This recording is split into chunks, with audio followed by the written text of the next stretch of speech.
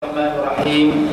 Alhamdulillahirabbil alamin wa bihi nasta'in ala umuri dunya waddin. Allahumma shalli wa sallim wa barik ala habibir rahman wa sayyidil aqwan al-hadir Muhammad sallallahu alaihi fi kulli zaman wa makan wa ala alihi wa sahbihi wa tabi'ihi bi ihsan. Allahumma shalli wa sallim wa barik ala sayyidina Muhammadin salata 'abdin qallas haylatu wa anta ya sayyidi ya Rasulullah wasilatu fada'a rabbahu anni maghlubun fantasir. Allahumma salli wa sallim wa barik ala sayyidina Muhammadin nuril jamal wa baha'il kamal wa ala alihi wa sahbihi wa sallam. Allahumma salli wa sallim wa barik ala sayyidina Muhammadin nuril syafi wa dawa'il kafi wa ala alihi wa sahbihi wa sallam. Allahumma salli wa sallim wa barik ala sayyidina Muhammadin al-qa'im bi huquqillah ma daqat illa farrajahu Allah wa ala alihi wa sahbihi wa sallam. Allahumma aftah alaina wa ala dhurriyyatina futuhal arifin. Allahumma 'allimna ma yanfa'una wa anfa'na bima 'allamtana wa zidna 'ilma. Allahumma ya mu'allima Ibrahim 'allimna, ya mufahima Sulaiman fahimna. Subhanaka la ilma lana illa ma 'allamtana innaka antal alimul hakim. Wa la hawla wa la quwwata illa billahil aliyyil azim. Ilahana anta maqsudana wa ridwaka matlubana.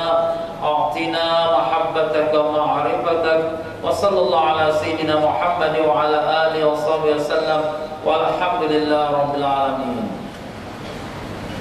Muslimin dan muslimat rahimakumullah, assalamu alaikum warahmatullahi wabarakatuh. Para jemaah sekalian, apa khabar semua? Sudah sarapan? Belum? Alhamdulillah. Sabar, kuat iman, insyaAllah. Untuk belajar di pasal tak apa, minggu depan semua tak boleh sarapan lagi. Ya. Alhamdulillah tuan-tuan dan puan-puan, syukur pada Allah yang telah beri kita sihat walafiat dan dalam keadaan amal ibadat. Mudah-mudahan terusnya Allah kurniakan kita panjang umur dalam amal dan ibadat, dalam sihat walafiat, dimudahkan semua perjalanan hidup dan amal ibadat kita. Amin ya rabbal alamin. Jangan lupa kita beriktikaf dalam rumah Allah ini. Nawaitu sunnatal i'tikaf fi hadzal masjid lillahi ta'ala. Sahajaku beriktikaf dalam masjid ini kerana Allah. Ya tuan-tuan dan puan-puan rahimakumullah, kita semua menyadari bahawa kita sedang pun menghampiri bulan Ramadan yang akan tiba pada lusa malam. Hari ini Jumaat, besok Sabtu, hari Ahad, malam Senin dah kira malam Ramadan dah. Oleh kerana itu, jadi apa kata kalau hari ini kita bincang sikit bab Ramadan, boleh? Sebagai persediaan kita untuk menyambut bulan yang mulia. Jadi tuan-tuan dan puan-puan rahimakumullah, semua kita sedang menunggu-nunggu, menanti-nanti kedatangan bulan yang penuh membawa keberkahan. Ibarat kalau kita akan didatangi tetamu yang cukup baik dan yang cukup pemurah dan bahkan yang sangat mulia, sudah tentulah rumah kita ni ada tetamu nak datang, siap-siap bersih-bersihkan. Jadi kita pun nak bersiap sedia untuk menyambut tetamu kita, ialah Syahrul Mubarak, bulan Ramadan yang penuh barakah. Jadi macam mana kita nak buat persiapan? Itulah dia tuan-tuan dan puan-puan, Rasulullah sallallahu alaihi wasallam sewaktu akhir bulan Syaban. Macam kita lah hari ini, ini kira akhir bulan Syaban. Nabi sallallahu alaihi wasallam pun naik atas mimbar dan Nabi pun sallallahu alaihi wasallam memberikan khutbah. Jadi dalam khutbah Nabi sallallahu alaihi wasallam tu Nabi sebut apa? Ya ayuhan nas, wahai manusia, kini telah datanglah kepada kamu satu bulan yang sangat besar kemuliaannya dan sangat banyak keberkatannya. Jadi tuan-tuan dan puan-puan, kita orang Islam Ahlus Sunnah wal Jamaah, kita percaya ada wujudnya barakah, keberkatan. Berkatnya bulan Ramadan, berkatnya buah tampar kurma Madinah, berkatnya air Zam-Zam, berkatnya doa Rasulullah SAW, berkatnya doa alim-alim ulama, berkatnya kita pergi ziarah makam para wali-wali Allah. Itulah pegangan kita Ahlus Sunnah, kerana semuanya itu berdasarkan daripada Al-Quran, hadis, ijma' dan qiyas. Jadi begitulah tuan-tuan dan puan-puan, kita berpegang ada keberkahan. Walaupun setengah orang pada hari ini dah tak percaya ada berkatnya kurma Madinah, dah tak percaya ada berkatnya Zam-Zam, dah tak percaya ada berkatnya bekas daripada Rasulullah SAW. Biarlah, tak apalah ya, kita doakan mudah-mudahan Allah memberi mereka hidayat dan petunjuk kepada yang benar. Jadi Rasulullah SAW telah menyebutkan datangnya bulan Ramadan, bulan yang sangat mulia dan yang penuh dengan keberkahan. Dan apa tu keberkahannya? Bulan yang terdapat di dalamnya satu malam yang beribadah di dalam malam itu lebih baik daripada beribadah 1000 bulan. Malam apa tu? Lailatul Qadar. Ya, malam Lailatul Qadar ni dia terletak pada 10 malam yang terakhir, tuan-tuan ya.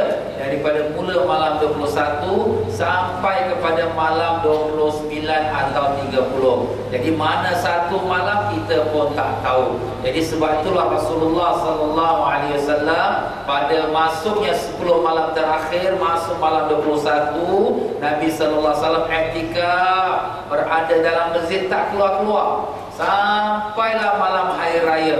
Jadi apa yang Nabi buat? Selain daripada ibadat-ibadat biasa, Nabi bermalam itu dengan qiyamul lail. Tak tidur malam, terus bayang tahajud qiyamul lail. Jadi insya-Allah tuan-tuan dan puan-puan, pihak kami pun akan mengadakan qiyamul lail 10 malam terakhir.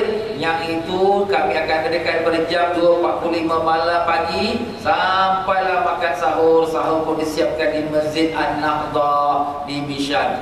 Masjid Darul Aman pun ada juga, insya-Allah adalah. Tapi kalau saya sendiri pimpin di Masjid An-Nahdah. Jadi tuan-tuan dan puan-puan, kita makmurkan rumah Allah, kita isikan yang malam-malam terakhir tu dengan qiyamul lail, dengan menangis, dengan munajat kepada Allah Taala. Dan demikianlah tuan-tuan, ini satu malam ini sebenarnya pun daripada kerisauan Rasulullah SAW. Asal-asalnya Nabi SAW sedang duduk menangis, sedih. Datang malaikat Jibril, "Ya Muhammad, kenapa aku tengok kau bersedih?" Kata Nabi SAW, "Aku ingat umat aku ni umurnya macam akulah, pendek-pendek. Tapi umat dahulu umurnya ratus-ratus tahun, panjang, dan tentulah mereka banyak amal-amal ibadat. Dan umat aku ni ibadatnya pun sikit-sikit kerana umurnya pun pendek." Jadi Jibril AS pun menghadaplah kepada Allah. Dan Allah Ta'ala pun memberitahu kepada Jibril bahawa aku kurniakan umat Nabi Muhammad SAW bukan kerana umurnya pendek tu sikit amal, tapi diberikan dia pahala berlipat kali ganda dengan adanya malam Lailatul Qadar. Cuba tuan-tuan fikir, kalau malam Lailatul Qadar lebih baik bukan mana seperti, lebih baik pada 1000 bulan. Kalau 1000 bulan tu kita kira dibagi dengan 12 bulan, maknanya 83 tahun 4 bulan. 83 tahun 4 bulan. Maknanya kalau satu orang tu dapat sekali Lailatul Qadar, ibadat dia lebih baik dari 83 tahun. Kalau 10 kali Lailatul Qadar, sudah lebih baik daripada 830 tahun. Subhanallah. Bukan dia nak umur sampai 1000 pun tak payah, tapi dengan dia mendapatkan Lailatul Qadar, itu baru Lailatul Qadar aja, belum yang lain-lain lagi. Itulah Allah Ta'ala punya kemurahan dengan berkat syafaat Nabi Sallallahu Alaihi Wasallam. Ya Allah, kurniakanlah semua kami dapat beramal dan beribadah pada 10 malam terakhir Ramadan, dan kurniakanlah kami bertemu dengan malam Lailatul Qadar yang lebih baik pada 1000 bulan. Amin ya rabbal alamin. Kita ni tuan-tuan dan puan-puan, ialah maaf je lah ya, manusia biasa. Kelemahan, kekurangan, dosa tu biasalah kan. Tapi kita mengharapkan kemurahan Allah, sebab Allah ni maha pemurah. Jadi dengan kita berdoa, menadah tangan, mudah-mudahan Allah kabulkan. Siapa sangka pada tahun ini kita akan beramal dan beribadah pada malam Lailatul Qadar. Amin ya rabbal alamin. Ya, demikianlah Rasulullah SAW menyambung lagi bulannya Allah Ta'ala telah memfardukan puasa pada siang harinya dan mensunatkan bertarawih pada malamnya. Jadi siang hari kita difardukan wajib berpuasa. Itulah firman Allah Ta'ala dalam surah Al-Baqarah. A'udzubillahi minasyaitonirrajim. Ya ayyuhalladzina amanu kutiba alaikumusiyam kama kutiba alal ladzina min qablikum la'allakum tattaqun. Wahai orang beriman, diwajibkan atas kamu berpuasa seperti mana yang telah diwajibkan atas umat yang terdahulu sebelum kamu. Semoga apa? Semoga kamu akan mendapatkan takwa. Itulah tujuan daripada beribadah puasa. Jadi wajib puasa pada pagi Ramadan bagi orang yang sihat, bagi orang yang tidak musafir, bagi wanita yang tidak dalam uzur wanita, dan bagi orang-orang yang tidak ada halangan-halangan untuk berpuasa. Wajiblah dia berpuasa kalau dia sudah berakal dan sudah baligh. Itulah dia kewajipan pada umat yang beriman.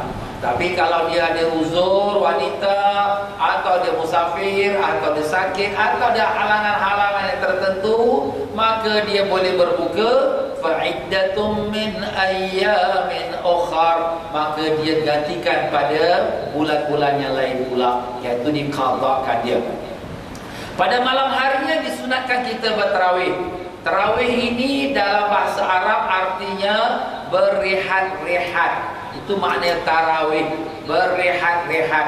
Jadi apabila Nabi sallallahu alaihi wasallam, para sahabat-sahabat mereka mengerjakan tarawih, mereka tenang, rehat, tak kena kelang kabut. Bacaan pun panjang sikit dan rukuk sujud pun lama sikit, tenang, rehat-rehat. Dan demikianlah kalau sekiranya zaman sahabat zaman Sayyidina Umar radhiyallahu menjadi khalifah, dibuatnya 20 rakaat tarawih, 3 rakaat witir. Kemudian sambung zaman Sayyidina Uthman, dibuatnya 40 rakaat tarawih dan kemudian 3 witir. Zaman Sayyidina Ali radhiyallahu ditambahkan lagi 44 rakaat tarawih, 3 witir. Ustaz, kenapa pula ni makin tambah? Sebab mereka nak tambah amal dan ibadat. Kerana pahala dalam bulan puasa ibadatnya berlipat kali ganda, yang akan nanti kita sebutkan. Jadi tuan-tuan dan puan-puan, makna di sini tarawih ni tenang. Tapi ustaz yang kita sekarang ni sembahyang tarawih ni macam kena kejar hantu, kelang kabut, Allah Akbar. Itu bukan tarawih, itu sembahyang apa? Sembahyang MRT, cepat kelang kabut. Sebab nama yang tarawih itu tenang. Itulah dia tuan-tuan. Itulah yang perlu kita faham. Sebab tu di sini tak perlu kelang kabut dalam sembahyang tarawih. Ustaz kalau cakap macam ni orang pun larilah. Orang sekarang semua nak cepat-cepat. Diorang nak pergi kerja, ada kerja malam, ada shift. Yalah, kerana 2-3 orang punya nak pergi kerja, yang lain nak pergi kelang kabut, kenapa? Yang mana nak pergi kerja, apa kita kerja nak dekat sampailah, dia pun angkat kaki jalanlah. Berapa dapat? 8 rakaat, 10 rakaat. Itulah bagian dia. Yang lain yang tak ada masalah, biarlah dia duduk sampai habis 20 rakaat. Kenapa pula yang 90% orang yang tak ada apa-apa nak kena ikut terkejar-kejar kerana yang 2-3 orang punya pasal nak pergi kerja? Tak adil namanya tuan-tuan. Maaflah ya, itulah yang sepatutnya kita lakukan. Kita semua tenang tarawih.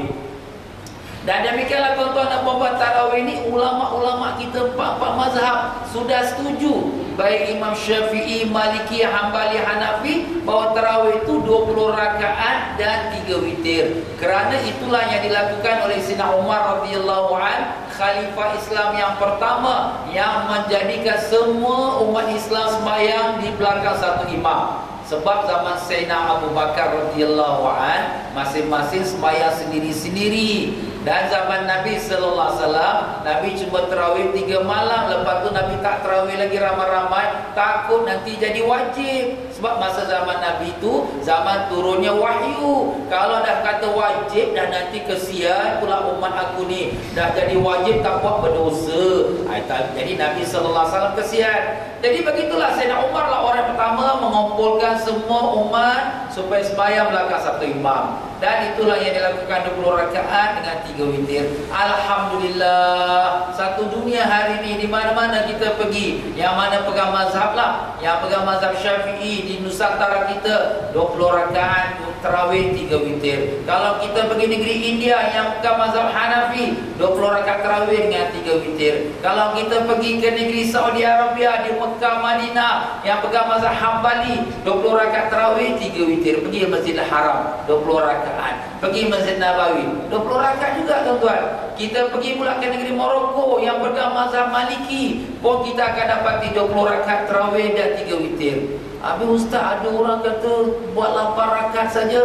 Allahu a'lam. Ya, ini kadang-kadang maaf tuan-tuan, salah faham dengan hadis-hadis, ataupun dia nak mudah-mudahkan orang ramai supaya orang ramai penuh masjidnya. Kita buat 8 rakaat saja ustaz. Sebenarnya pada pandangan saya tak menjadi salah 8 rakaat, tapi jangan dihalang kalau orang yang nak buat 10 ke 20 ke, itulah yang terlebih baik kerana itu amalan para sahabat, iaitu para sahabat radhiyallahu anhum, orang-orang yang Nabi telah pesan supaya kita ikut mereka. Apa salah kita lebih ibadah dalam bulan Ramadan, pahalanya pun berlipat kali ganda. Jadi begitulah dia tuan-tuan dan puan-puan ya. Dan demikianlah Nabi sallallahu alaihi wasallam menyambung lagi bulan yang sesiapa ingin mendekatkan dirinya kepada Allah dengan satu ibadat sunat, dan saya dikurniakan kepada pahala satu fardu pada bulan yang lain. Subhanallah tuan-tuan ya, kita buat satu sunat dapat pahala satu fardu pada bulan lain. Pahala fardu lebih besar daripada pahala sunat. Jadi begitulah dia tuan-tuan dan puan-puan. Kalau kita dalam bulan Ramadan kita sedekah sunat, dapat pahala zakat di bulan yang lain. Kalau bulan Ramadan kita bisa kata kita membantu orang-orang yang susah, kita membantu tu kerana sukarela sunat, kita dapat membantu pahala yang wajib pada bulan lain. Dan demikianlah semua ibadat-ibadat sunat, kita berzikir, kita membaca Quran, kita membuat kerja-kerja kebajikan, semua yang mendapat pahala wajib pada bulan lain. Masya Allah. Tapi kalau orang yang buat perkara yang wajib macam mana? Dan Nabi menyambung lagi, dan sesiapa yang menunaikan satu fardu di dalam bulan Ramadan, dan saya dikurniakannya pahala 70 fardu pada bulan yang lain. Subhanallah. Maknanya kalau kita sembahyang zuhur, kita dapat pahala 70 zuhur pada bulan lain. Masya Allah, berlipat-lipat kali ganda. Bukan lipat 2, 3 sampai 70. Demikianlah kalau kita di bulan Ramadan memang kita puasa. Puasa kita bulan Ramadan 1 seperti kita menunaikan 70 kali puasa pada bulan-bulan yang lain. Subhanallah. Ini semua ganjaran-ganjaran pahala yang Allah siapkan untuk orang yang beribadah dalam bulan Ramadan. Sebab tu tadi Nabi dah sebut, Ramadan ni membawa banyak barakah, banyak kemuliaannya. Antaranya inilah dia pahala-pahala yang berlipat kali ganda. Sebab tu sebagian orang dia keluarkan zakat pada bulan Ramadan. Kenapa? Sebab pahala zakat wajib dapat 70 wajib pada bulan yang lain. Tapi kalau hanya bulan Ramadan saya keluar zakat, bulan lain tak keluar, apa hal pula orang miskin pada bulan lain? Takkan kebuluran pula. Awak bagilah sedekah-sedekah pula. Janganlah hanya tunggu Ramadan, nanti nanti. Saya nak tunggu Ramadan nanti. Awak nak minta sedekah nanti. Ramadan. Habis yang bulan lain takkan mati ke buluh. Jangan macam tu. Sedekah tu kita bagi. Rasulullah sallallahu alaihi wasallam sangat pemurah. Dalam bulan-bulan biasa pun Nabi banyak sedekah. Tapi lebih-lebih lagi pada bulan Ramadan lagi laju Nabi bersedekah, kerana itulah dia sifatnya mulia pada junjungan besar kita Rasulullah sallallahu alaihi wasallam. Itulah bulan yang penuh dengan kesabaran, dan ganjaran orang yang sabar ialah syurga.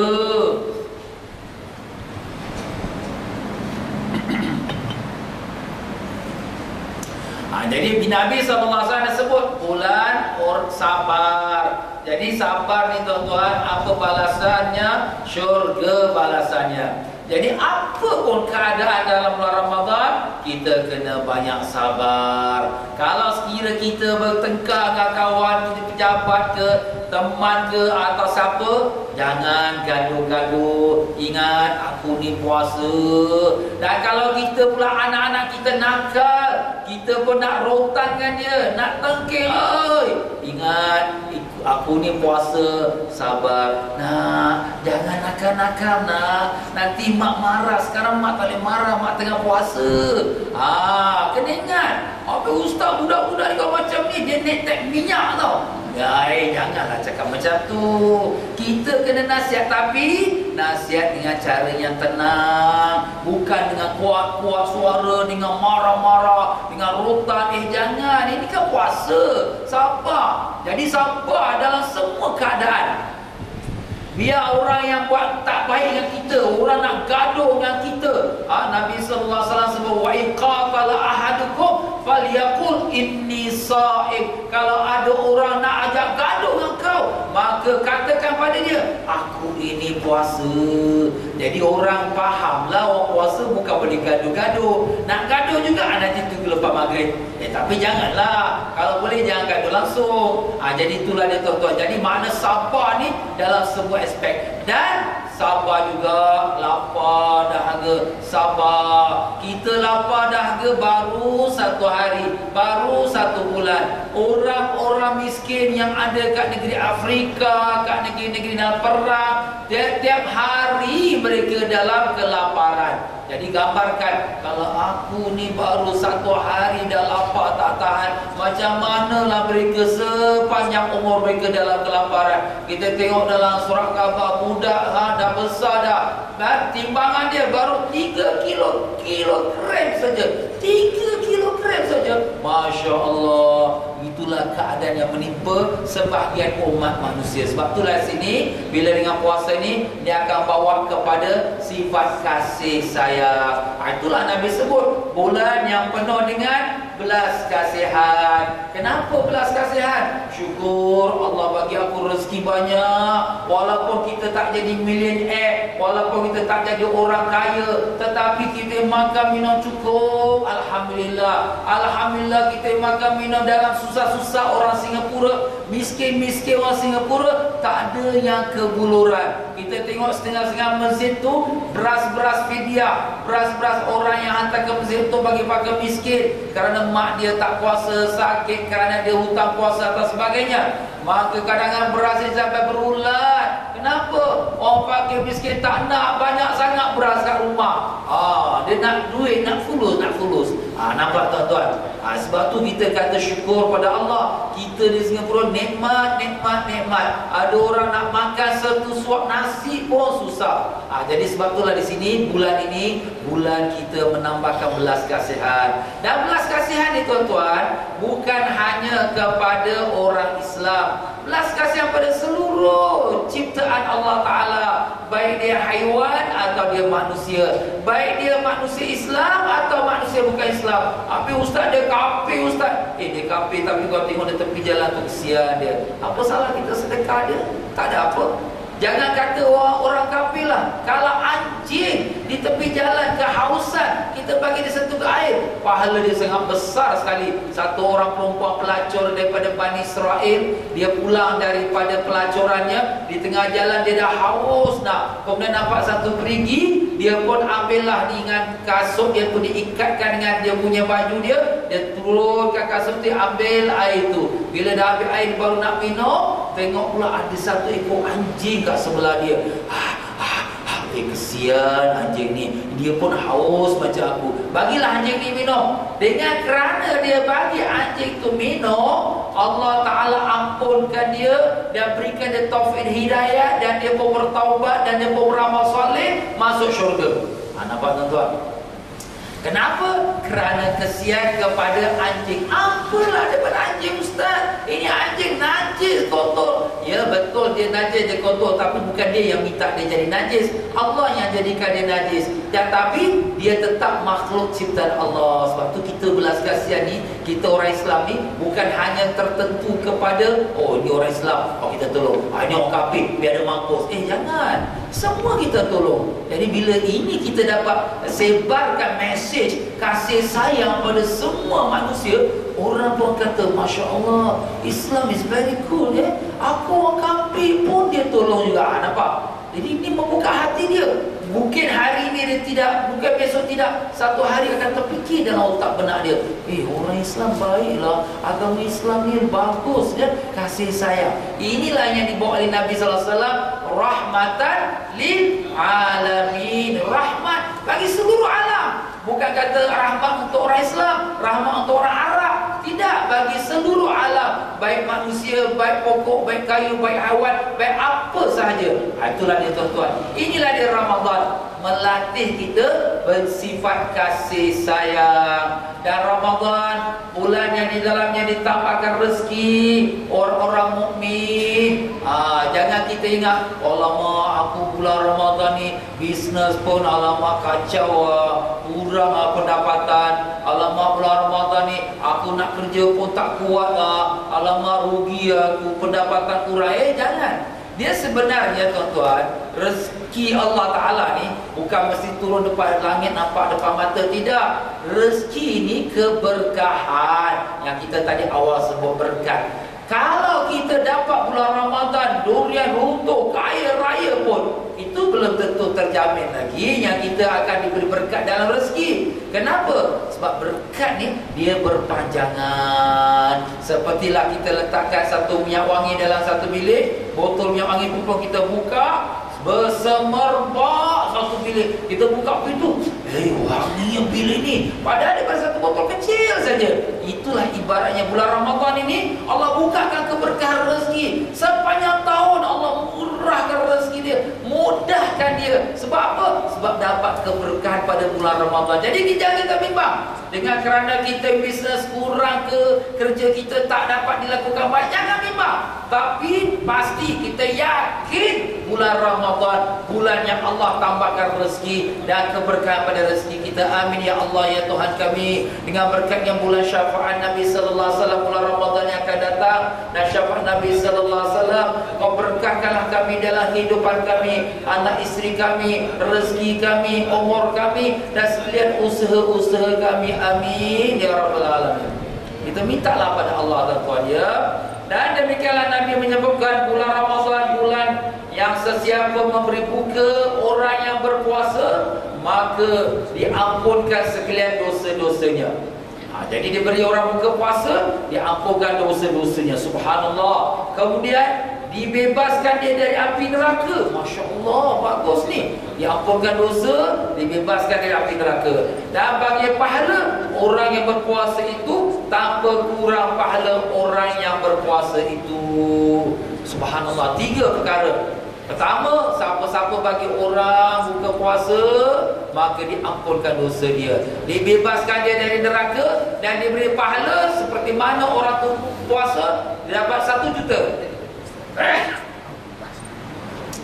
Kalau dia dapat 1 juta pahala, maka kita pun dapat 1 juta pahala, dan 1 juta pahala dia yang puasa tu tak kurang pula. Masya Allah tuan-tuan ya. Inilah kelebihan yang orang yang beri orang buka puasa. Tapi tuan-tuan, ada orang kata, macam mana ustaz, saya ni bukan orang kaya nak bagi orang buka puasa. Macam itulah juga sama sahabat. Sahabat pun berkata, ya Rasulullah, tidak semua kami yang mampu untuk memberi orang berbuka puasa. Maka Nabi sallallahu alaihi wasallam menjawab, Allah memberi pahala ini kepada siapa yang memberi seseorang berbuka puasa walaupun dengan sebiji kurma. Kita belilah satu kotak kurma $10 kat pasar tu. Bila waktu nak buka puasa, kita bagi dia ni, kita bagi dia, kita bagi. Masya Allah. Dan berapa orang kau dapat bagi? 10 orang. Alhamdulillah, 10 orang punya pahala puasa semua kau dapat. Jadi walaupun kau seorang puasa, tapi kau dapat seperti 10 orang berpuasa. Dan pahala mereka pun tak kurang. Itu kalau baru 10 orang. Kalau kita bagi lagi, Masya Allah, lagi ramai, lagi banyaklah kita dapat pahalanya. Jadi satu biji kurma itu dah paling murah, itu dah paling mudah. Tapi mungkin ada orang lagi susah lagi. Macam mana ustaz? Ini saya nak beli biji kurma pun tak ada duit. Maka Nabi SAW menambah lagi, atau seteguk air, atau sehirup susu. Maknanya di sini kita duit tak ada, nak beli kurma pun tak ada, tapi kita pula tuangkan orang air kat masjid. Tuang air, dia ni nak buka puasa, tuangkan air dia, tuangkan air dia. Jadi bila kita datang kat masjid untuk buka puasa ni, kita bukan datang untuk nak tunggu orang hidang. Kita tolong hidangkan pula, kita tolong tuangkan air, kita tolong letakkan kurma. Masya Allah, itu pun dapat juga pahala yang disebutkan tadi. Alhamdulillah, nikmat pada Allah Ta'ala. Ini Allah mudahkan. Jadi kalau kita ada adik-beradik, keluarga, kawan-kawan, sahabat andai, bulan puasa ni kita ambil kesempatan. Telefon, bang, marilah bang, kak, mari kak rumah saya, kita buka puasa sama-sama. Alhamdulillah, dapat kita pahala-pahala puasa mereka. Dan kita dapat pula mengeratkan lagi silaturahim. Inilah kesempatan tuan-tuan dalam bulan Ramadan. Itulah dia tuan-tuan. Jadi sebab tu kita lihatkan masjid-masjid kita, Alhamdulillah, syukurlah, Masya Allah, bila datang bulan Ramadan, orang derma untuk nak buka puasa, derma untuk nak sahur, derma untuk nak program-program masjid. Ini semua tak akan terlepas daripada ganjaran-ganjaran tinggi di sisi Allah Ta'ala. Jadi tuan-tuan dan puan-puan, pihak kami pun ada juga menyediakan untuk berbuka puasa. Sewaktu kami adakan 10 malam terakhir di Masjid Nahdlatul, daripada 21 sampailah malam 30, iaitu dengan kita berbuka puasa, berqiyamul lail, bersahur, ya. Kalau ada tuan-tuan dan puan-puan yang berhajat untuk nak berderma, untuk nak mengambil sahab ini, silalah ya, ambil borang di belakang, ada borangnya, ya. Ataupun hanya dermakan sahaja dan dituliskanlah derma untuk apa, ya. Dan itulah dia bulan yang Nabi sallallahu alaihi wasallam sebut, wa huwa syahru awwaluhu rahmah wa awsatuhu maghfirah wa akhiru itqum minan nar. Artinya dialah bulan yang permulaannya itu ialah rahmat, dan yang kepertengahannya ialah keampunan, dan yang penghabisannya kelepasan dari api neraka. Jadi kalau sekiranya tuan-tuan dan puan-puan, ya, kita ni kalau masuk rumah orang, pertama sekali kita gembira bila orang itu sambut kita, marhaban, selamat datang. Itulah dia. Apabila kita masuk di dalam rumah Ramadan, Ramadan membuka tirai dengan rahmat, rahmat Allah, keberkahan, semuanya turun pada bulan Ramadan.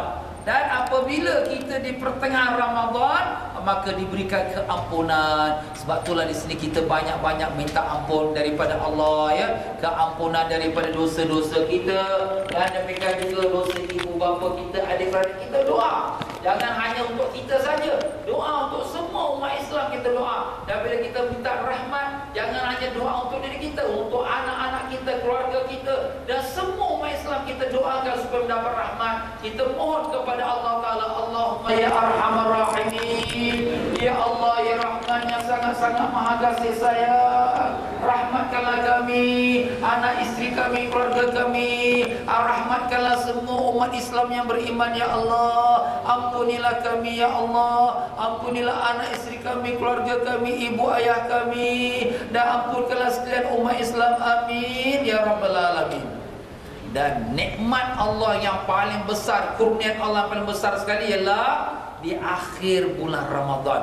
Kenapa? Sebab di akhir bulan Ramadan, tuan-tuan dan puan-puan, ialah Allah Ta'ala membebaskan daripada api neraka. Jadi sebab itulah di sini kalau boleh akhir Ramadan ni makin penuh, makin ramai orang dalam masjid. Kenapa? Nak mendapatkan kelepasan dari api neraka. Kalau Allah dah tulis nama Ali bin Qasim, lepas api neraka, Masya Allah. Fatimah binti Ahmad, lepas api neraka, Alhamdulillah. Masya Allah, dah kira tak ada lagi lah ke akhirat. Tak ada nak hisap-hisap, nak itu tak ada. Terus masuk syurga. Inilah kita harapkan pada Allah. Allahumma ya Allah, dengan berkat syafaat Nabi sallallahu alaihi wasallam, jadikanlah kami semua pada golongan yang kau lepaskan dari neraka-Mu ya Allah. Amin ya rabbal alamin.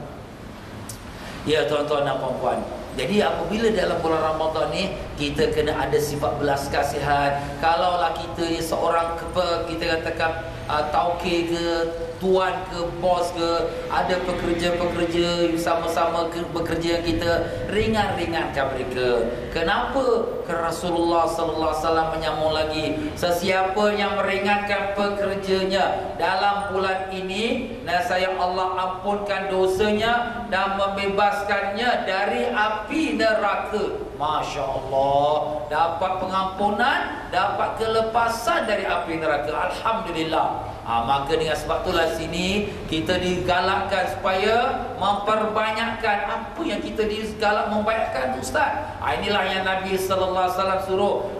Maka perbanyakkanlah dalam bulan ini dari 4 perkara. Perkara yang pertama dan yang kedua ialah, iaitu 2 perkara daripadanya kamu menggembirakan Allah, dan 2 perkara lagi kamu sangat memerlukannya. Apa dia 2 perkara yang gembirakan Allah? Iaitulah kita baca asyhadu alla ilaha illallah astaghfirullah. Ini kita banyak-banyakkan. Jadi kita menyaksikan tiada Tuhan melainkan Allah, dan kita pun minta ampun ya Allah. Maka ini sangat gembirakan Allah. Dan 2 perkara lagi yang kita perlukan sangat, dan semua orang memerlukannya, iaitu apa dia? Kita mohon pada Allah, iaitu nas'alukal jannata wa na'udzubika minan nar. Iaitu aku mohon padamu ya Allah akan syurga-Mu, dan aku berlindung dengan-Mu daripada api neraka. Maka dengan itu tuan-tuan, banyak kalau kita baca asyhadu alla ilaha illallah astaghfirullah nas'alukal jannata wa na'udzubika minan nar. Asyhadu an la ilaha illallah astaghfirullah nas'alukal jannata wa na'udzubika minan nar. Asyhadu an la ilaha illallah astaghfirullah nas'alukal jannata wa na'udzubika minan nar. Allahumma innaka 'afuwun tuhibbul 'afwa fa'fu 'anna. Allahumma innaka 'afuwun tuhibbul 'afwa fa'fu 'anna. Allahumma innaka 'afuwun tuhibbul 'afwa fa'fu 'anna ya karim. Alhamdulillah ya. Syukurlah kepada Allah ya, kita di Singapura ni amalan yang Nabi anjurkan ni sudah pun menjadi amalan kita setiap waktu nak berbuka puasa. Alhamdulillah. Saya pergi beberapa tempat-tempat yang lain di luar pada Singapura, waktu nak buka puasa senyap aja. Tak ada nak baca-baca doa ke, astaghfirullah ke, senyap saja. Inilah menunjukkan syukurlah. Walaupun negeri kita Singapura ni orang kata negeri moden lah, negeri material lah, negeri orang-orang yang dunia lah, tapi alhamdulillah dari segi ibadat amalan kita, syukurlah. Apa yang disebut oleh Allah, sebut oleh Nabi dalam ajaran Islam, ada yang kita amalkan. Ialah yang mana yang tak buat tu cerita lain, tapi yang mengamalkan pun ada dan menjadi tradisi di mana-mana masjid. Bila nak buka puasa saja, orang pun baca asyhadu an la ilaha illallah astaghfirullah nas'alukal jannata wa na'udzubika minan nar.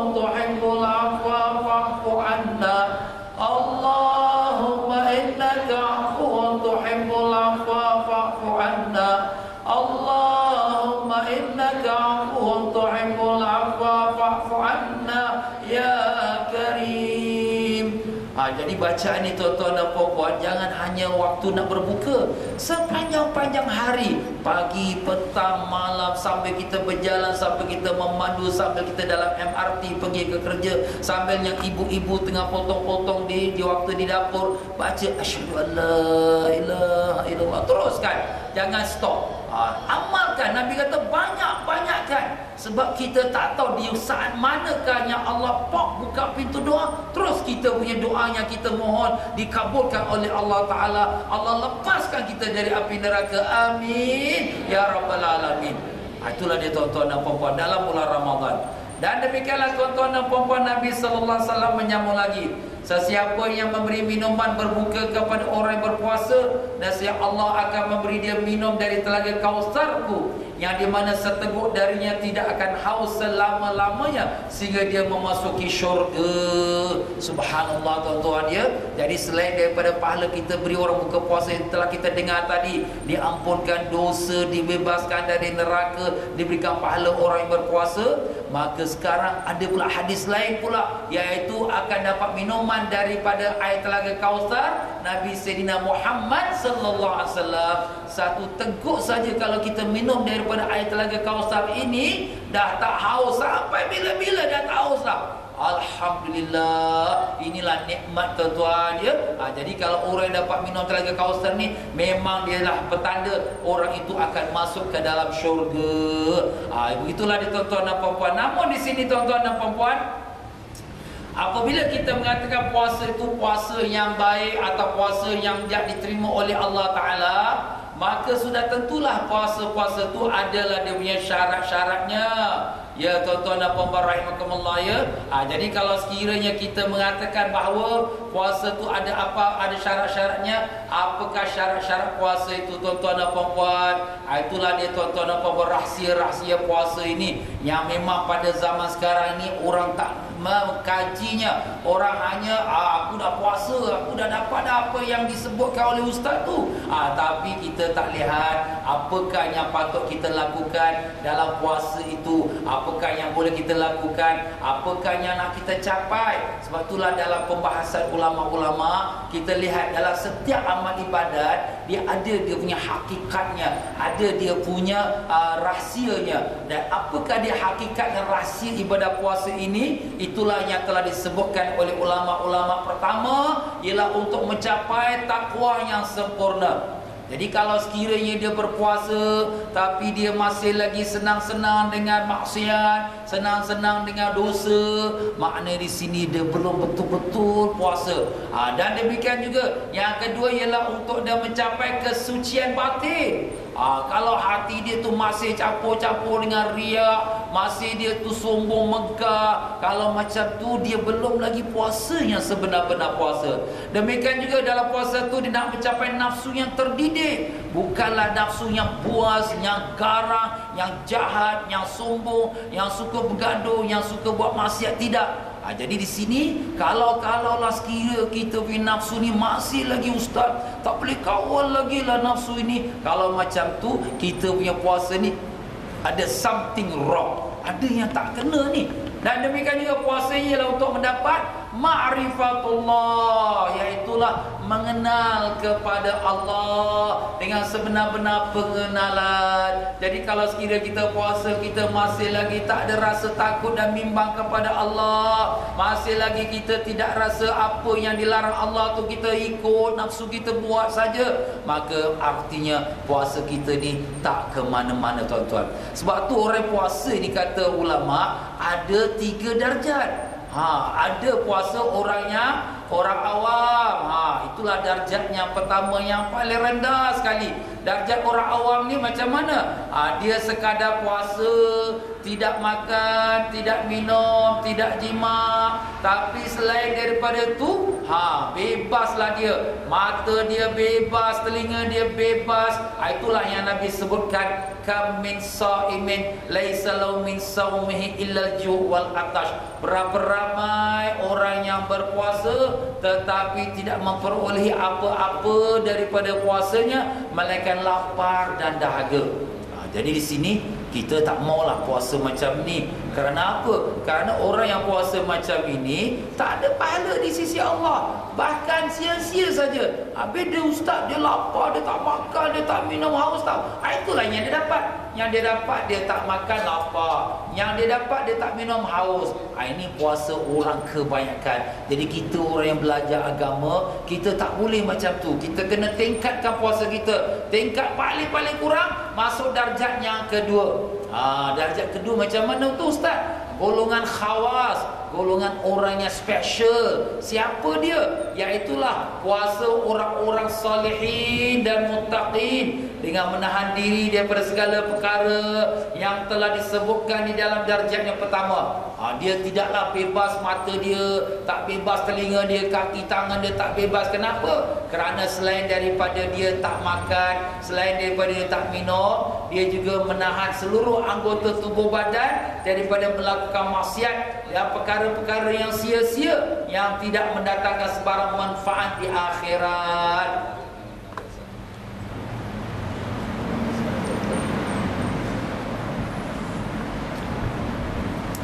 Jadi makna di sini seluruh badan dia berpuasa. Mata dia puasa, telinga dia puasa, kaki dia puasa, telinga dia puasa. Macam mana pula ustaz? Mata nak puasa, telinga nak puasa. Inilah namanya kesempurnaan puasa golongan ini berhasil melalui 7 perkara. Pertama, menahan dan memejamkan kedua belah mata daripada melihat perkara-perkara yang haram dan yang makruh. Kalau kita dah tahu perkara tu haram, perkara terbuka aurat orang kita tengok, kita lihat orang tu dengan pandang sinis, dengan pandang menghina dia, ataupun kita melihat orang tu dengan kita jeling dia, menyakitkan hati dia, ini haram tuan-tuan, tak boleh. Jadi kita tinggalkan. Lebih-lebih lagi kita melihat gambar-gambar yang tak senonoh, yang tak baik, ini semua kita tinggalkan. Sebab itulah Nabi sallallahu alaihi wasallam bersabda, an-nazaru sahmun masmum min sihamit iblis la'anahullah. Pandangan mata itu suatu anak panah beracun, kepunyaan iblis. Pandangan mata mana? Melihat kepada maksiat. Umpama kalau lelaki melihat kepada wanita yang tidak menutup aurat, ataupun sebaliknya wanita melihat lelaki yang tidak menutup aurat, ataupun kita melihat gambar-gambar yang tak baik, yang tak senonoh dan sebagainya. Ini semua dinamakan pandangan yang menjadi anak panah iblis. Na'udzubillah. Sebab itu kalau siapa-siapa yang tengok, bila dia tengok saja iblis di panah-panah pun puk masuk mata dia. Sebab tu nak tarik susah, pasal dah kena anak panah. Nampak? Sebab tu kalau sekiranya terpandang cepat-cepat pusing, jangan tengok. Terpandang cepat-cepat kita tunduk. Sebab bila kita terpandang, tengok lagi sikit, dah masuk anak panah dia. Sebab tu Nabi sallallahu alaihi wasallam bersabda kepada Sayyidina Ali, lakal ula wa alaika saniyah. Bagi kau dimaafkan terpandang yang pertama. Terpandang terus kita alih, tapi dikira berdosa pada pandangan yang kedua. Tapi terpandang tu jangan lama sangat. Jangan itu bukan tu. Itu dah masuk nombor 2, nombor 3 oi. Maaf tuan-tuan dia. Itu kita cakap lah, tapi betul lah tu. Sebab bila dia lambat sikit saja dah masuk anak panah setan, nak tarik dah tak boleh dah. Itulah dia tuan-tuan dan puan-puan. Sebab tu siapa-siapa yang alhamdulillah diberikan taufik oleh Allah Taala, dia pun meninggalkan daripada melihat pada perkara-perkara maksiat, maka Nabi menyambung, barang siapa meninggalkannya kerana takut kepada Allah, dan saya Allah mengurniakan keimanan yang dirasai kemanisan di dalam hatinya. Jadi dia pun sembahyang, Allahu Akbar, sedap dia sembahyang. Bila dia baca Quran, sedap baca Quran. Bila dia berzikir, nangis dia. Kenapa ni? Kenapa dia tu dapat macam tu? Kenapa aku tak dapat? Dia tengok, ada tak mata kau jaga ke tidak? Alamak, aku pakai cuma mata hitam lah. Yelah, kau pakai cuma mata hitam, kau duduk kat stesen bas, orang tak nampak mata kau. Orang ingat kau duduk depan, mata lihat kanan kiri semua tengok. Amboi, kau ingat Tuhan tak tahu ya'lamu kha'inatal a'yun. Allah mengetahui apa yang dilihat oleh mata yang khianat. Na'udzubillah min zalik. Sebab itulah saya tuan-tuan dan puan-puan, jagalah perkara tu. Dan demikianlah daripada orang yang berpuasa, supaya jangan puasa itu rusak, maka Nabi sallallahu alaihi wasallam bersabda, khamsun yufattirna sa'im, al-kadhibu wal ghibatu wan namimatu wal yamin al-kadhibu wan nadhru bisyahwa. 5 perkara yang membatalkan puasa orang yang berpuasa. Pertama ialah dusta, cakap bohong. Jangan cakap bohong dalam bulan puasa. Dan yang kedua, mengumpat orang. Jangan. Yang ketiga, memfitnah. Yang keempat, bersumpah palsu. Dan yang kelima, pandangan dengan bernafsu syahwat, iaitu dengan penuh keinginan. Ini 5 perkara ni, ya, walaupun dia tak makan, tak minum, tak batal puasa, tapi dari segi pahalanya dah tak ada dah. Kenapa? Kenapa? Kerana dia sudah langgar pantang larang puasa. Sebab itulah Nabi kata tadi, puasa dia hanya lapar perut dan dahaga tekak kesian. Dan yang kedua yang perlu dijaga orang yang dalam puasa, menjaga lidah agar tidak mengeluarkan perkataan-perkataan yang haram dan yang sia-sia, yang tidak mendatangkan sebarang manfaat di akhirat. Jangan banyak berbual. Kalau nak berbual, fikir dulu, aku cakap ni betul ke tak betul. Ini cerita hal orang ni. Ni kita tengah bawa, kita tengah ibadat puasa. Cerita hal orang, pahala kita pergi pada orang buat apa. Jangan. Walaupun orang tu jahat sekalipun, jangan kita berbual dalam masa kita berpuasa atau tidak berpuasa. Melainkan apa ustaz? Melainkan kalau kita nak buat laporan polis, ataupun kita nak bertanya hukum, ustaz, suami saya ni pukul bantai saya, apa hukumnya? Tu kita kena cakap. Kalau tidak, nanti macam mana ustaz nak bagi tahu haram ke halal ke? Macam tu, itu terpaksa darurat. Tapi kita, kau tahu dia tu dia ada ilmu tau. Dia kau orang kau jumpa dia, tengok saja semua berkenan. Ini kau dah cakap hal orang ni. Kau dia tu tahu umur dia 70 tapi nampak macam sweet 17 tau. Pasal dia ada pakai tau. Memanglah pakai baju. Nampak tuan-tuan, ini kadang-kadang maaflah tuan-tuan, manusia ni dia suka cerita hal orang. Dan memang jadi adat kebiasaan. Tapi itu bukan adat kita orang Islam tuan-tuan. Itu pada kebiasaan manusia, bukan kebiasaan pada orang beriman. Sebab itulah Nabi sallallahu alaihi wasallam sabda, khaslatan yufsidas siyam, al-ghibat wal kadhibu, iaitu 2 perkara yang merosakkan puasa, iaitu mengumpat orang dan juga bohong atau dusta. Tapi ustaz, saya tak cakap ustaz, saya cuma dengar saja. Dengar pun sama dosa. Ustaz kenapa pula? Yalah, kalau kau tak duduk depan dia takkan cakap sorang-sorang dengan tembok. Mana kau kata orang gila pula. Tapi kau duduk depan, ya ke?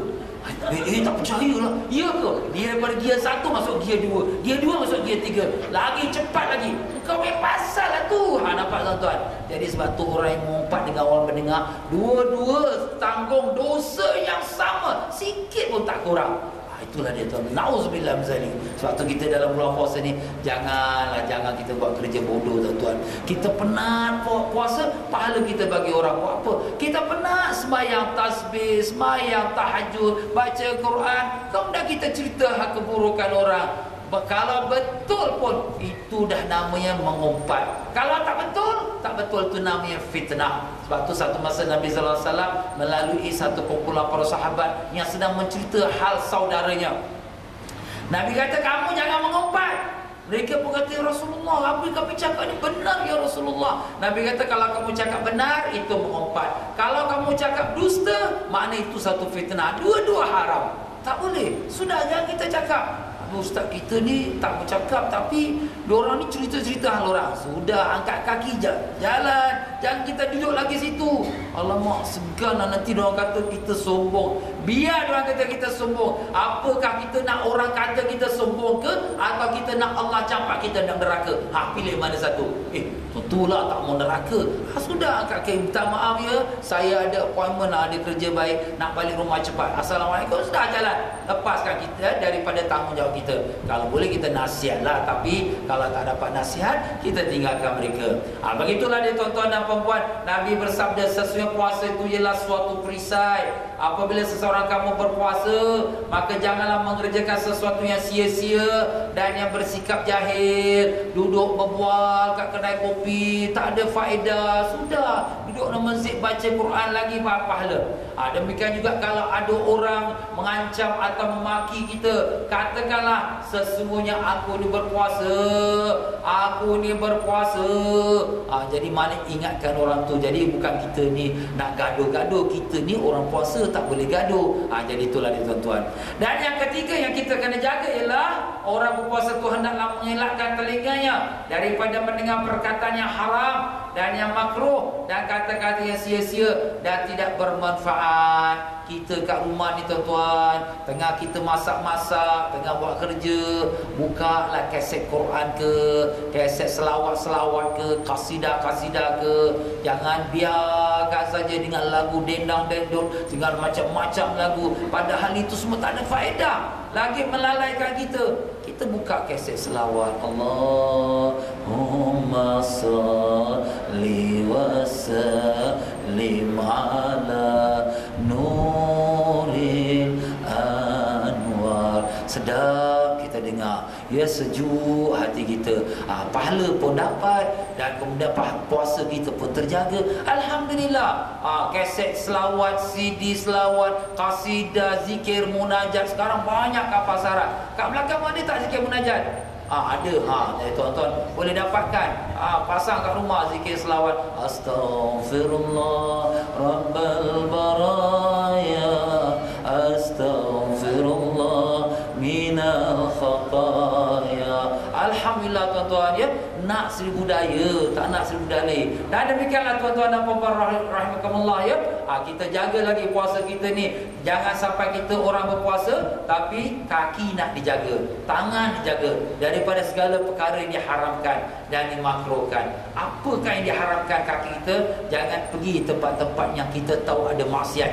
Kalau kita dah tahu tempat ni, lorong ni sempit, orang ramai, sudah tentu kalau kita jalan kat lorong ini mesti langgar-langgar, mesti dia garanti lah. Sudah jalan lorong lain. Tak apa ustaz, ni shortcut. Shortcut ke kau nak langgar-langgar orang?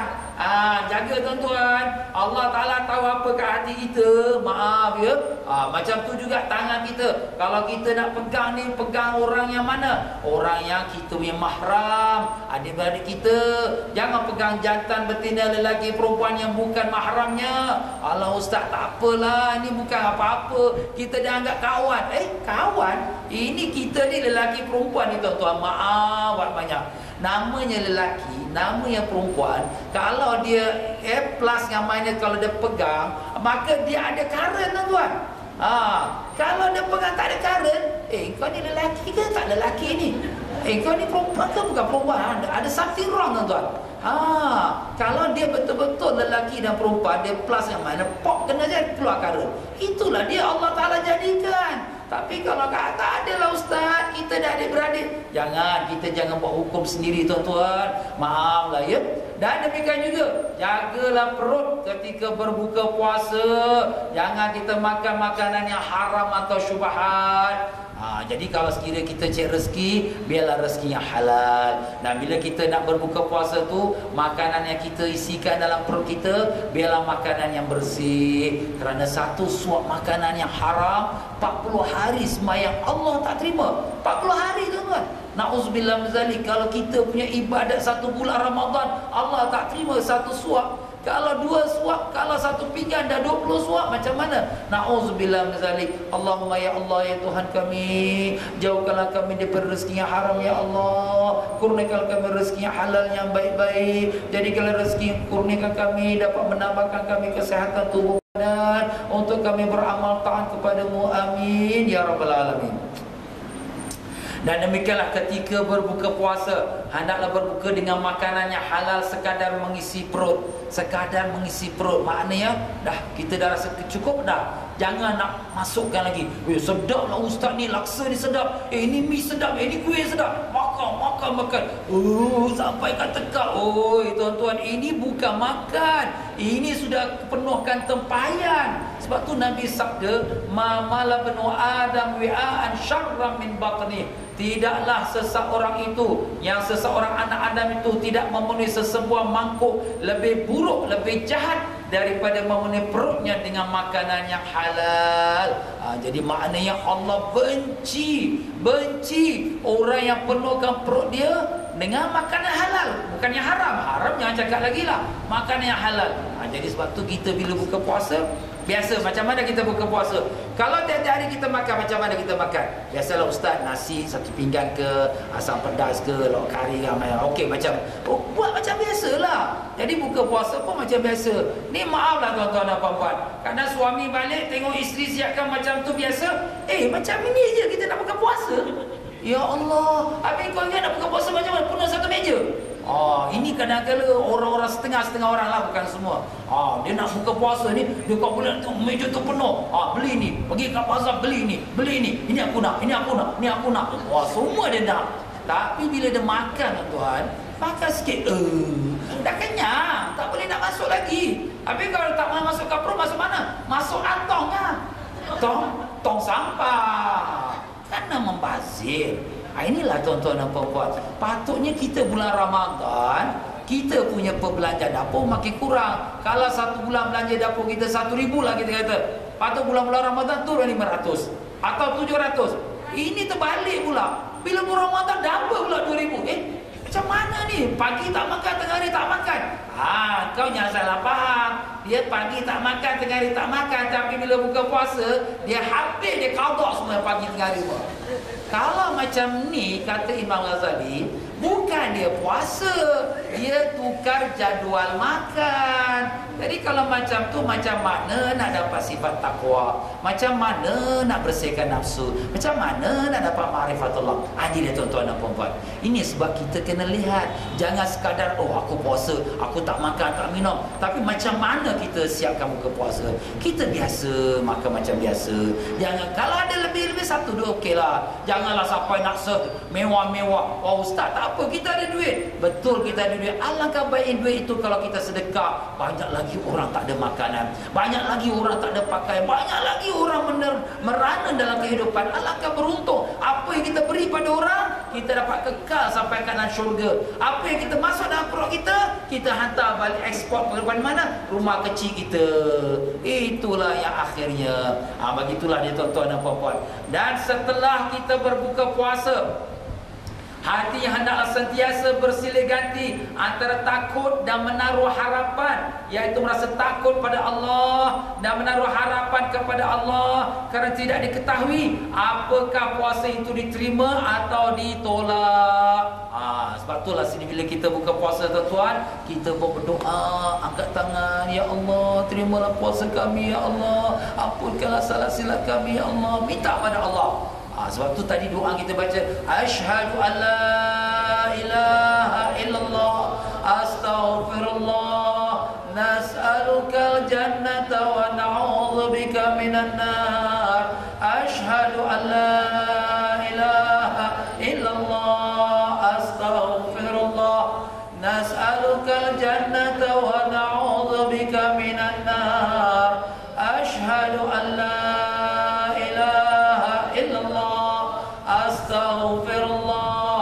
nas'alukal jannata wa na'udzubika minan nar. Allahumma innaka 'afuwun tuhibbul 'afwa fa'fu 'anna. Allahumma innaka 'afuwun tuhibbul 'afwa fa'fu 'anna. Allahumma innaka 'afuwun tuhibbul 'afwa fa'fu 'anna ya karim. Kita banyakkan doa tu kerana kita bimbang, takut kita ni puasa, kita rasa kita dah bagus, dah baik, tapi Allah saja yang tahu ibadah puasa kita yang tak ada nilai, tak ada harga. Tapi mudah-mudahan dengan rahmat Allah diterima puasa kita. Itulah harapan kita tuan-tuan. Dan itulah dia puasa yang ada arti maknanya, yang akan dapat ubahkan jiwa kita bila kita jaga pantang larangnya. Tapi tuan-tuan, ada lagi orang-orang yang lebih tinggi darjatnya. Itulah darjat orang yang ketiga, darjat khawasul khawas, golongan muqarrabin arifin. Golongan ini tuan-tuan, dia bukan hanya sekadar tak makan, tak minum, bukan sekadar dia jaga mata, kaki, tangan, bahkan hati dia pun dia jaga. Macam mana tu? Hati dia pun puasa. puasa daripada segala yang lain. Tak, dia ingat yang lain melainkan hanya kepada Allah. Sekelip mata di hati dia lupa dan lalai daripada mengingati Allah, sudah dikira batal puasa dia. Wah, ini orang ni lebih tinggi darjat. Ya, memang itulah orang muqarrabin, orang-orang yang dekat pada Allah, wali-wali Allah, para aulia-aulia dan para nabi-nabi. Jadi tuan-tuan dan puan-puan, kalau kita tak sampai ke situ pun sekurang-kurangnya kita dapat sampai kepada orang yang khawas, yang jaga anggota zahir kita, lidah, kaki, tangan. Itu pun syukurlah pada Allah Ta'ala. Sebab tu kita mohon pada Allah, Allahumma ya Allah, dengan berkat syafaat Nabi Sayyidina Muhammad sallallahu alaihi wasallam, dengan berkatnya pada hari Jumaat yang terakhir pada bulan Syaban ini, ya Allah, kami mohon padamu ya Allah, panjangkanlah umur kami, sihat walafiat sehingga bertemu Ramadan yang akan datang ini ya Allah. Ya Allah, jadikanlah Ramadan yang akan datang ini lebih baik pada Ramadan yang sudah-sudah ya Allah. Jadikanlah Ramadan yang akan datang ini dapat kami menyempurnakan ibadat puasa pada siang harinya dan beribadah pada waktu malamnya. Allahumma ya Allah, kurniakanlah kami sihat tubuh badan untuk menyempurnakan taat padamu ya Allah. Ya Allah, ya Tuhan kami, jadikanlah Ramadan ini dapat kami mengkhatamkan Al-Quran ya Allah. Ya Allah, jadikanlah Ramadan ini dapat kami mengerjakan salat qiyamul lail setiap malam ya Allah. Ya Allah, jadikanlah Ramadan ini dapat kami bertambah sabar dan bertambah iman dan taqwa, dan terbuka pintu ma'rifatmu, dan terdidik nafsu kami, dan dibuangkan nafsu lawama au ammara dan mulhama, dan digantikan dengan nafsu mutmainnah radiyah mardiyah dan kamila. Allahumma ya Allah, dengan berkat Ramadan yang akan datang ini, maka Engkau jadikanlah hati kami ikhlas dalam semua amal ibadat kami, dan sifat redha dan tawaduk dan cinta padamu dan cinta pada Rasulmu, dan buangkanlah dari hati kami nafsul ammara dan juga sifat riya, ujub, sum'ah, sombong, takbur, hasad dan dengki. Allahumma ya Allah, ya Tuhan kami, Kau temukanlah semua kami pada malam Lailatul Qadar ya Allah. Dapatkanlah kami berdiri ibadah di dalam malam Lailatul Qadar ya Allah. Allahumma ya Allah, di beberapa ramai daripada saudara-saudara kami yang ingin menunaikan ibadah haji ke tanah suci-Mu tahun ini, kabulkanlah semua hajat mereka ya Allah. Mudahkanlah semua mereka sampai ke tanah suci-Mu mengerjakan ibadah yang mulia.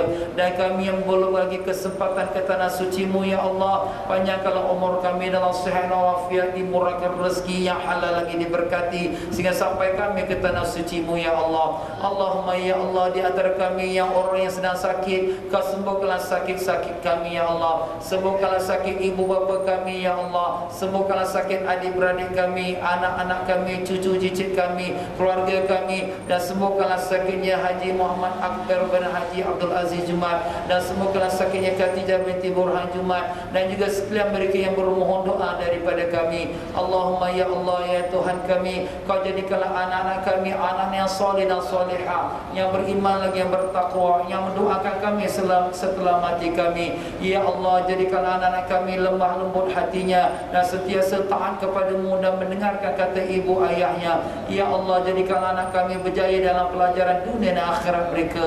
Allahumma ya Allah, ya Tuhan kami, kurniakanlah kami rezeki yang halal lagi diberkati, jauhkanlah kami dari rezeki yang haram yang Kau murkai ya Allah. Allahumma ya Allah, ya Tuhan kami, selamatkanlah majlis Rasulullah sallallahu alaihi wasallam yang akan kami adakan pada malam ini, dan juga tahlil jamak di Masjid Nahdah. Ramaikanlah orang yang menghadirinya, dan datanglah rahmat dan keberkahan-Mu dan keberkahannya Rasulullah sallallahu alaihi wasallam. Jauhkanlah dari ribut taufan dan segala yang dibimbangkan, dan datangkanlah angin yang sejuk menenteramkan sekalian hadirin pada malam ini ya Allah. Allahumma ya Allah, ya Tuhan kami, semua kami mempunyai berbagai-bagai hajat ya Allah, hajat dunia dan hajat akhirat, hajat zahir dan hajat batin, yang besar dan yang kecil. Maka kabulkanlah semua hajat-hajat kami yang hadirin dan hadirin yang ada dalam majlis ini ya Allah. Ya Allah, berkatkanlah majlis kami ini ya Allah. Jadikanlah kami dapat meneruskan pengajian ini setiap Jumaat pagi di masjid yang mulia ini ya Allah. Ya Allah, ya Tuhan kami, kalau Kau nak mengambil nyawa kami, izinkanlah kami untuk mengucap la ilaha illallah Muhammadur Rasulullah sallallahu alaihi wasallam. Matikanlah kami dalam iman, matikanlah kami dalam Islam, matikanlah kami dalam husnul khatimah, matikanlah kami dalam kena sujud padamu pada pagi Jumaat daripada bulan Ramadan yang mulia di dalam kota suci Mekkatul Mukarramah atau kota Madinah Munawwarah. Ya Allah, kumpulkanlah kami semua di padang mahsyar di bawah panji-panji Nabi kami, ya Allah, di bawah bayangan arasy-Mu yaumul qiyamah, dan kurniakanlah kami dapat minum air telaga Kausar daripada tangan Nabi kami Sayyidina Muhammad Rasulullah sallallahu alaihi wasallam. Allahumma ya Allah, kurniakanlah kami dapat menatap wajah Nabi kami, ya Allah. Kami rindu kepada Nabi kami, ya Allah. Kami kasih pada Nabi kami, ya Allah. Izinkanlah kami dapat menatap wajah Nabi kami walau sekelip mata sebelum mati kami, ya Allah. Allahumma ya Rabbana atina fid dunya hasanah wa fil akhirati hasanah wa qina adzabannar. Wa sallallahu ala sayyidina Muhammad wa ala alihi wa sahbihi wasallam. Asyhadu an la ilaha illallah, astaghfirullah, nas'aluka jannata wa na'udzubika minan nar. Asyhadu an la ilaha illallah, astaghfirullah, nas'aluka jannata wa na'udzubika minan nar. Asyhadu an la ilaha illallah, astaghfirullah, nas'aluka jannata wa na'udzubika minan nar. Allahumma innaka 'afuwwun tuhibbul 'afwa fa'fu 'anna. Allahumma innaka 'afuwwun tuhibbul 'afwa fa'fu 'anna. Allahumma innaka 'afuwwun tuhibbul 'afwa fa'fu 'anna ya karim. Wa sallallahu ala sayyidina Muhammad wa ala alihi wa sahbihi wasallam bi fadli subhana rabbika rabbil izzati amma yasifun wa salamun alal mursalin walhamdulillahi rabbil alamin.